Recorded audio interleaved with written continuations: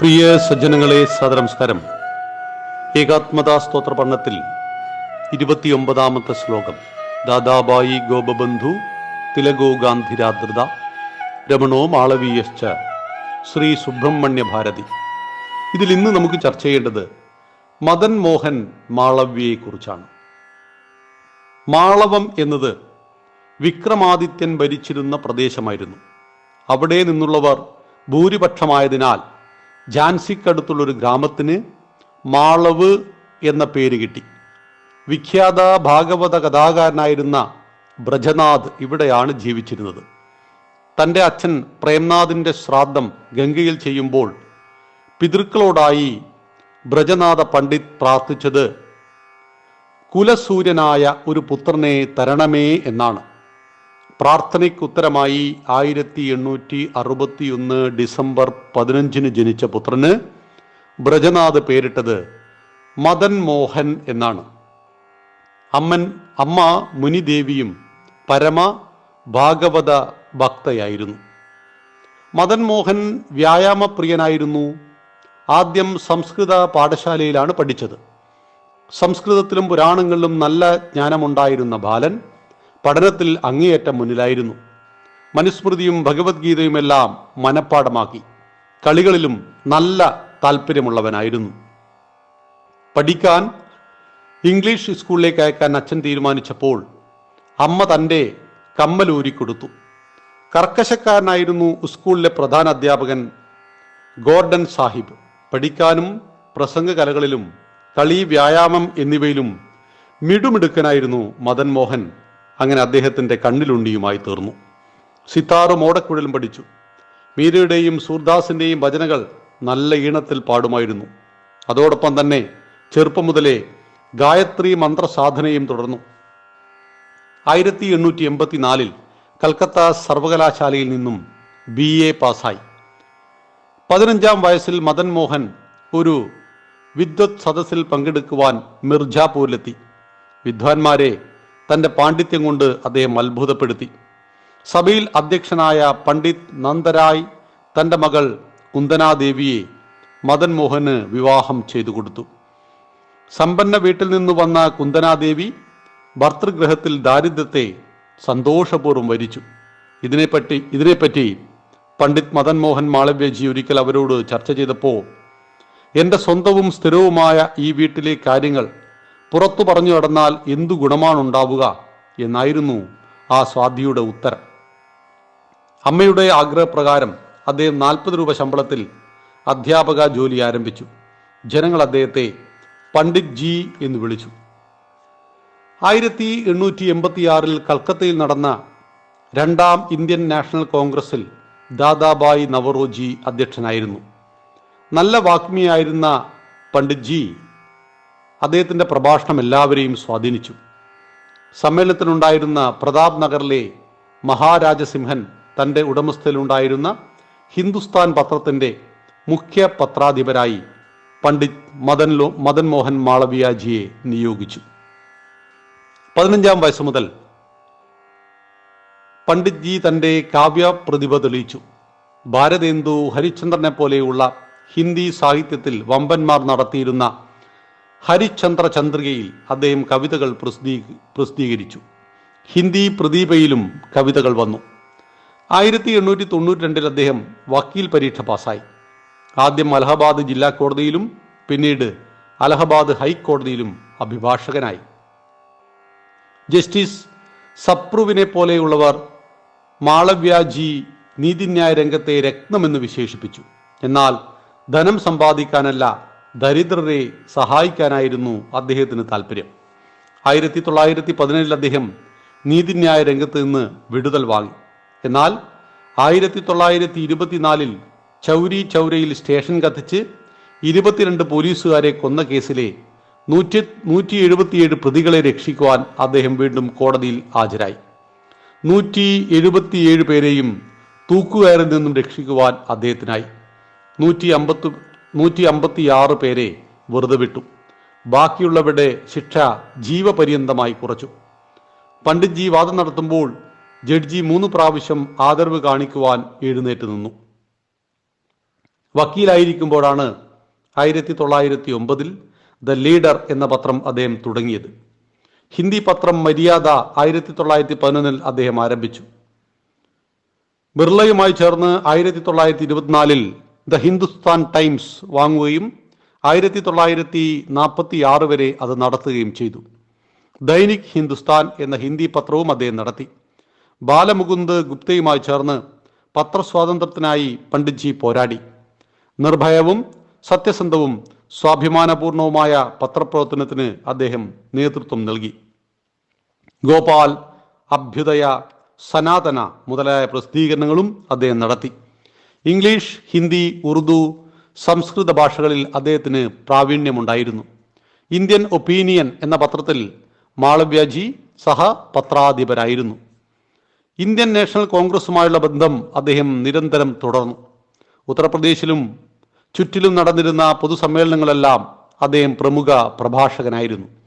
1909 ലാഹോർ, 1918 ദില്ലി, 1932 ദില്ലി, 1934 കൽക്കത്ത എന്നീ കോൺഗ്രസ് സമ്മേളനങ്ങൾ അദ്ദേഹത്തെ അധ്യക്ഷനായി തിരഞ്ഞെടുത്തു. 1911 മുതൽ 1926 വരെ വൈസ്രോയിയുടെ കേന്ദ്ര നിയമസഭയിൽ പണ്ഡിറ്റ്ജി അംഗമായിരുന്നു.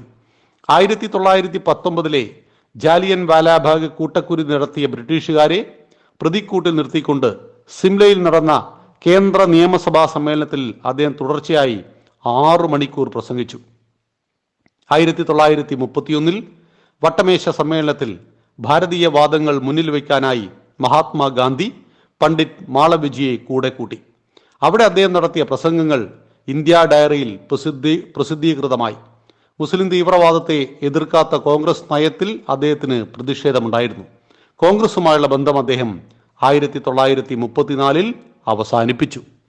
ഭാരതീയ സംസ്കാരത്തിൽ അടിയുറച്ച ജീവിതമായിരുന്നു പണ്ഡിറ്റ് മാളവ്യയുടേത്. സദാ തലപ്പാവും അംഗവസ്ത്രവും ഭാരതീയ വേഷവും മാത്രമേ അദ്ദേഹം ധരിച്ചിരുന്നുള്ളൂ. ഇംഗ്ലീഷുകാരെ അനുസരിക്കുന്നത് ശ്രേഷ്ഠതയാണെന്ന അക്കാലത്തെ വിദ്യാസമ്പന്നരുടെ രീതിക്ക് നേരെ വിപരീതമായിരുന്നു അദ്ദേഹത്തിൻ്റെ ചിന്താഗതി. കൽക്കത്ത, മദ്രാസ്, ബോംബെ സർവകലാശാലകളിൽ പഠിച്ചു വരുന്ന തലമുറയെ ഇംഗ്ലീഷ് സംസ്കാരം വഴിതെറ്റിക്കുന്നത് പണ്ഡിറ്റ് മാളവ്യജി തിരിച്ചറിഞ്ഞു. തനി ഭാരതീയനായ ഒരു സർവകലാശാല സ്ഥാപിക്കണമെന്ന് അദ്ദേഹം നിശ്ചയിച്ചു. വക്കീൽ ജോലി അദ്ദേഹം അവസാനിപ്പിച്ചു. ആധുനിക വിദ്യകളോടൊപ്പം സംസ്കൃതം, യോഗ, വേദം, ഉപനിഷത്ത് എന്നിവയും പഠിപ്പിക്കുന്ന ഒരു വിദ്യാപീഠമായിരുന്നു അദ്ദേഹത്തിൻ്റെ സ്വപ്നം. ആനി ബെസന്റ്, രവീന്ദ്രനാഥ ടാഗോർ എന്നിവരുമായി അദ്ദേഹം ചർച്ച നടത്തി. മഹാകവി ടാഗോർ അദ്ദേഹത്തെ മഹാമന എന്ന് അഭിസംബോധനം ചെയ്തു. 1914 ബനാറസ് കോൺഗ്രസ് സമ്മേളനത്തിൽ വെച്ച് മദൻ മോഹൻ മാളവ്യ ഭാരതീയമായ സർവകലാശാല സ്ഥാപിക്കണമെന്ന തൻ്റെ ആശയം അവതരിപ്പിച്ചു. സുരേന്ദ്രനാഥ ബാനർജി വേതനമില്ലാതെ ഇംഗ്ലീഷ് പ്രൊഫസർ ആകാമെന്ന് അവിടെ പ്രഖ്യാപിച്ചു. സർവകലാശാലയ്ക്കായി കണ്ടുവച്ച ഭൂമി കാശി രാജാവിൻ്റെതായിരുന്നു. ആദ്യമൊന്നും അടിച്ചെങ്കിലും അദ്ദേഹം സ്ഥലം ദാനം ചെയ്തു. 65,000 ഏക്കറോളം ഭൂമിയാണ് ദാനമായി ലഭിച്ചത്. 1916 ഫെബ്രുവരി 4 അന്നത്തെ വൈസ്രോയി ലോർഡ് ഹാർഡിങ്സ് സർവകലാശാലയ്ക്ക് തറക്കല്ലിട്ടു. മഹാമന പണ്ഡിറ്റ് മദൻ മോഹൻ മാളവ്യജി സർവകലാശാലയ്ക്ക് വേണ്ടി ധനസംഭരണത്തിനിറങ്ങി. ഹൈദരാബാദിൽ ചെന്ന് ശവത്തിന്മേൽ ആളുകൾ എറിയുന്ന നാണയങ്ങൾ ഒരു ഉത്തരേന്ത്യയിൽ ആചാരമാണിത്. അദ്ദേഹം ശേഖരിക്കുന്നതറിഞ്ഞ നിസാം നല്ലൊരു തുക ദാനം നൽകി. ദർഭംഗയിൽ ധനസമാഹരണത്തിനായി പണ്ഡിറ്റ്ജി ഭാഗവത കഥ നടത്തി. രാജാവ് 25 ലക്ഷം രൂപ ദാനം നൽകി. മൊത്തം 34 ലക്ഷം രൂപ അദ്ദേഹം അവിടെ വെച്ച് ശേഖരിച്ചു. സർവകലാശാലയുടെ പ്രവർത്തനം നല്ലതുപോലെ നടന്നു. ഡോക്ടർ എസ് രാധാകൃഷ്ണനായിരുന്നു മാളവ്യജിക്ക് ശേഷം കുലപതിയായത്. ഇന്ന് 35,000 വിദ്യാർത്ഥികൾ താമസിച്ചു പഠിക്കുന്ന ഏഷ്യയിലെ ഏറ്റവും വലിയ സർവകലാശാലയായി ബനാറസ് ഹിന്ദു സർവകലാശാല അറിയപ്പെടുന്നു. പണ്ഡിറ്റ് മദൻ മോഹൻ മാളവ്യജി സ്ഥാപിച്ചതാണ് ബനാറസ് ഹിന്ദു സർവകലാശാല. ഇതിനായുള്ള ധനസമ്പാദനത്തിന്റെ പേരിൽ അദ്ദേഹം രാജകീയ യാചകൻ എന്നും അറിയപ്പെട്ടു. ഹിന്ദു സമൂഹത്തിന്റെ ഉദ്ധാരണത്തിനു വേണ്ടിയും അദ്ദേഹം നിരവധി കാര്യങ്ങൾ ചെയ്തു. ഗംഗാ സംരക്ഷണത്തിനായി ഗംഗാ മഹാസഭ സ്ഥാപിച്ചു. ഗോസേവയ്ക്ക് വേണ്ടി ഗോശാല നടത്തി. ഹരിജന ഉദ്ധാരണം, സാക്ഷരത എന്നിവയ്ക്ക് വേണ്ടിയും അദ്ദേഹം സ്ഥിര ഉത്സാഹത്തോടുകൂടി ശ്രമിച്ചു. ഹരിജനങ്ങളെ കാലുറാം ക്ഷേത്രത്തിൽ പ്രവേശിപ്പിക്കുവാൻ അദ്ദേഹം 1936 ജാഥ നയിച്ചു. ഹരിജനങ്ങൾക്ക് ഗായത്രി ദീക്ഷ കൊടുക്കുകയും 1922-23 സമയത്ത് അദ്ദേഹം ഹിന്ദു മഹാസഭ അധ്യക്ഷനാവുകയും ചെയ്തു. അക്രമവും ലഹളയും മൂലം മതം മാറിയ ഹിന്ദുക്കളുടെ ശുദ്ധികർമ്മം തുളസിയും ഗംഗാജലവും ഉപയോഗിച്ച് അദ്ദേഹം നടത്തി. ലക്ഷക്കണക്കിനാണ് മതം മാറ്റം ചെയ്യപ്പെട്ട ഹിന്ദുക്കളെ അദ്ദേഹം മാതൃധർമ്മത്തിലേക്ക് തിരിച്ചു കൊണ്ടുവന്നത്. ഹിന്ദു സംഘടനകൾക്കായി അദ്ദേഹം നൽകിയ മന്ത്രം ഇതായിരുന്നു: ഗ്രാമേ ഗ്രാമേ സഭാകാര്യേ, ഗ്രാമേ ഗ്രാമേ കഥാശുഭ, പാഠശാല മല്ലശാല, പ്രതിപർവ മഹോത്സവ. ഗ്രാമങ്ങളിൽ എന്നും ഒന്നിച്ചു ചേരുക, നല്ല പുരാണ കഥകൾ കേൾക്കുക, പഠനം വ്യായാമം നടത്തുക, ഉത്സവങ്ങൾ ഒന്നിച്ചാഘോഷിക്കുക. സ്കൗട്ടിംഗ് പ്രസ്ഥാനത്തിന്റെ തുടക്കത്തിലും അദ്ദേഹം വലിയ പങ്ക് വഹിച്ചിരിക്കുന്നു. സ്കൗട്ടിങ്ങിന്റെ സ്ഥാപകനും ആദ്യത്തെ ഭാരതത്തിലെ ചീഫ് സ്കൗട്ടും അദ്ദേഹമായിരുന്നു. മുസ്ലിം സംവരണത്തെ എതിർക്കാത്തതിൽ പ്രതിഷേധിച്ച് കോൺഗ്രസ് വിട്ട അദ്ദേഹം 1934 കോൺഗ്രസ് നാഷണലിസ്റ്റ് പാർട്ടി രൂപീകരിച്ചു. 1934 ബ്രിട്ടീഷ് പാർലമെന്റിലേക്കുള്ള തെരഞ്ഞെടുപ്പിൽ 12 സീറ്റുകളിൽ ജയിക്കുകയും ചെയ്തു. തൊട്ടതെല്ലാം പൊന്നാക്കി അദ്ദേഹം 100 വർഷം ജീവിച്ചിരിക്കുവാൻ ആഗ്രഹിച്ചിരുന്നു. എന്നാൽ ബംഗാളിലെ 1946 ഹിന്ദു നരസംഹാരം അദ്ദേഹത്തിന്റെ ആരോഗ്യത്തെയും മനോധൈര്യത്തെയും തകർത്തു. ആ തീവ്ര ദുഃഖം കാരണം 1946 നവംബർ 12 സ്വാതന്ത്ര്യ പുലരി കാണാതെ ആ മഹാത്മാവ് മരണം വരിച്ചു. എത്രയും യോഗ്യനായിരുന്നിട്ടും അദ്ദേഹത്തെ ഭാരതരത്ന പുരസ്കാരം തേടിയെത്തിയത് 2014 മാത്രമായിരുന്നു. പ്രിയ സജ്ജനങ്ങളെ, നമ്മുടെ നാട്ടിൽ പൊതുവെ പറയുന്ന ഒരു കാര്യമുണ്ട്. നവോത്ഥാന സമരങ്ങളൊക്കെ നടന്നത് കേരളത്തിലാണ്.